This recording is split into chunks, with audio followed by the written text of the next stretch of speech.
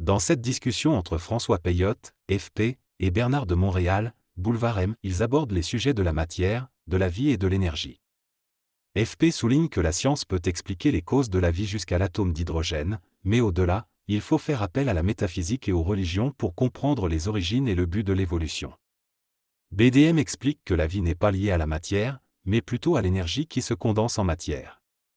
Il affirme que la vie est l'expression finale de cette descente d'énergie, et pour la comprendre, il faut la définir en fonction du pouvoir de l'esprit. Cependant, il mentionne aussi que les mots sont limités et que pour vraiment comprendre l'esprit, l'homme doit se libérer de sa mémoire et de ses conditionnements psychologiques. BDM explique également que l'homme n'est pas réellement en vie, mais plutôt un mort-vivant issu de plans astraux et mémoriels. Pour accéder à la connaissance et à l'immortalité, l'homme doit se connecter à une partie de lui-même qui est en dehors du monde de la mort, qui est l'esprit.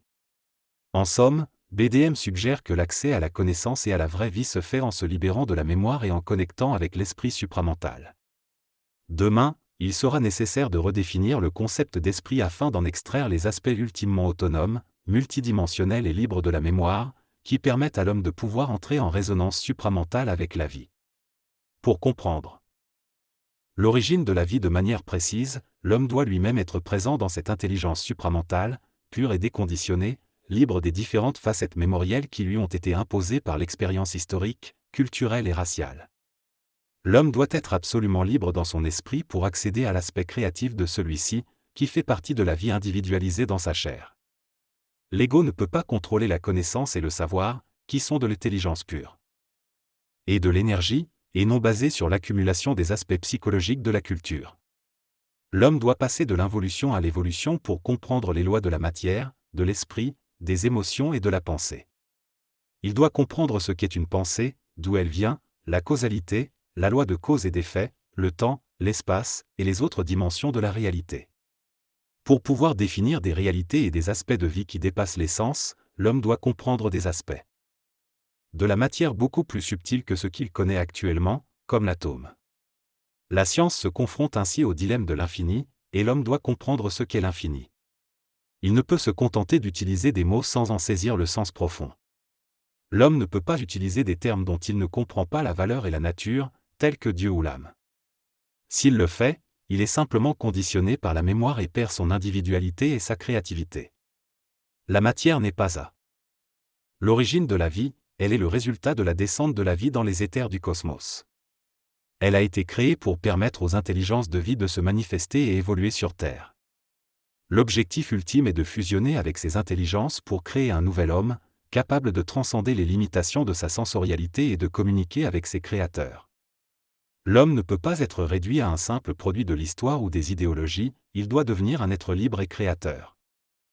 La transformation sera possible grâce à une nouvelle évolution où l'homme pourra comprendre les lois de la vie, de l'involution, de la mort et de l'immortalité, au-delà de la science mécaniste actuelle. En comprenant qu'il est la vie, l'homme pourra travailler la matière avec son esprit et en commander les forces. Ainsi, il pourra rencontrer son destin et réaliser que vivre sur Terre est une expérience précieuse. Selon cette perspective, l'homme possède un esprit dont le taux vibratoire est supérieur à la matière, ce qui lui permet éventuellement de contrôler la matière et de l'ordonner selon sa volonté. Il est dit que l'homme est pour l'instant limité à une conscience mécanique et ne peut pas penser par lui-même, mais qu'il a le potentiel de passer d'une personnalité à une personne, ce qui lui permettrait de comprendre la matière et de se libérer des cycles de réincarnation. L'hydrogène est présenté comme la forme la plus simple de vie et joue un rôle crucial dans la création et la complexification de la matière. Cependant, la science est critiquée pour ne pas connaître tous les aspects de l'intelligence créative et ne pas être capable de travailler avec la matière de manière totalement sécuritaire et en harmonie avec la conscience de la Terre et de l'homme. Les déchets d'uranium et autres matières polluantes posent des problèmes de localisation sur notre planète. L'homme devra être capable de neutraliser les aspects négatifs de ces matières, mais il n'est pas encore prêt car il n'a pas encore compris sa propre naissance. Un jour, l'homme découvrira que la connaissance scientifique actuelle fait partie d'une communication télépathique inconsciente entre le plan de la mort et le plan de la vie sur Terre. Il réalisera que la science telle que nous la connaissons est une connaissance limitée provenant d'un plan astral dont nous ne connaissons pas encore la nature. L'homme devra un jour transmuter l'énergie en intelligence et ne pas se limiter à une intelligence mécanique basée sur l'histoire. Il devra créer l'intelligence sur Terre en développant ses centres d'énergie. La connaissance telle que nous la concevons aujourd'hui n'existe pas, elle fait partie du monde de la mort et est contrôlée par certaines intelligences qui promeuvent l'involution. L'homme devra donc définir par lui-même la nature des choses sans se fier à des hiérarchies de pouvoir de la connaissance. Sinon, il sera toujours prisonnier de religion, de sorcellerie, d'idéologie. De composer avec l'énergie et devenir lui-même. Les mystères n'existent pas, ce sont les hiérarchies et les connaissances héritées du passé qui donnent cette impression à l'homme. Ce dernier doit définir le réel par lui-même, indépendamment des influences historiques ou collectives. Une fois qu'il atteint un certain niveau de conscience supramentale, il n'a plus besoin de ses béquilles et peut dicter les lois de l'énergie sur le plan matériel. Cela le mènera finalement vers l'évolution de la 5e à la 7e race racine. L'individu et la conscience collective sont deux entités distinctes. La conscience collective est nécessaire pour interpréter les formes de vie et les modèles de vie sur le plan de la mort, afin de faciliter le processus d'incarnation. Chaque individu a son propre niveau d'évolution et doit respecter les niveaux de conscience collective des autres. Cependant, un individu conscient et développe une conscience supramentale est libéré des contraintes de la conscience collective et ne peut plus penser de la même manière. Les questions viennent du monde de la mort et ont été utilisées pour maintenir l'humanité sous l'autorité des hiérarchies. L'homme est un être de lumière et d'énergie, mais sa conscience collective l'empêche d'atteindre une conscience universelle et l'empêche de communiquer pleinement avec les autres. Tant que l'homme vivra d'expérience, il sera limité et ressentira que quelque chose ne tourne pas rond sur notre planète. La question de l'esprit est un paradoxe, car l'esprit est une intelligence qui ne peut pas se connaître elle-même. Les 100 milliards de cellules du cerveau cherchent à expliquer leur propre comportement sans pouvoir trouver de réponse. Le cerveau humain est comparable à une radio. Les êtres humains sont branchés sur différentes sources d'émanation, sans forcément en être conscients. De plus, notre système sensoriel a tendance à naturaliser notre conscience, et nous pensons que nos pensées sont le fruit de notre propre réflexion. Cependant, notre conscience est en réalité quelque chose d'invisible, qui utilise la matière pour s'exprimer. Pendant l'involution, nous devions penser car nous étions contrôlés par le monde de la mort, et nous devions réfléchir sur la connaissance pour nous en approcher. Toutes ces illusions faisaient partie du développement de l'ego, de l'expérience de l'âme et du mental humain. Mais aujourd'hui, nous entrons dans une nouvelle étape où l'homme doit commencer à comprendre que la nature de la conscience dépend de sa capacité à intégrer l'énergie de celle-ci de manière globale, sans être influencé par une conscience collective transmise par le cerveau depuis d'autres plans. Lorsque l'homme aura acquis cette capacité, il remettra en question toutes les formes de savoir et entrera naturellement dans l'infini de la connaissance. En vivant directement de l'énergie dans son mental, sans être polarisé par la valeur psychologique de cette énergie, l'homme sera libre dans son mental. Le vrai et le faux n'existent que dans la relativité pensante de l'homme. Il n'y a pas de vrai ou de faux dans l'intelligence créative et dans l'énergie. Les polarités que les hindous nous ont enseignées font partie des hautes observations psychiques des mondes astraux, mais ne font pas partie de la réalité du mental créatif de l'homme.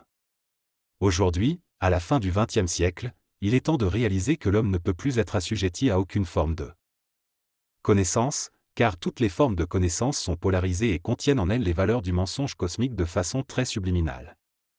Par exemple, le concept de Dieu a été donné à l'homme par intuition à travers des hommes connectés au monde de la mort.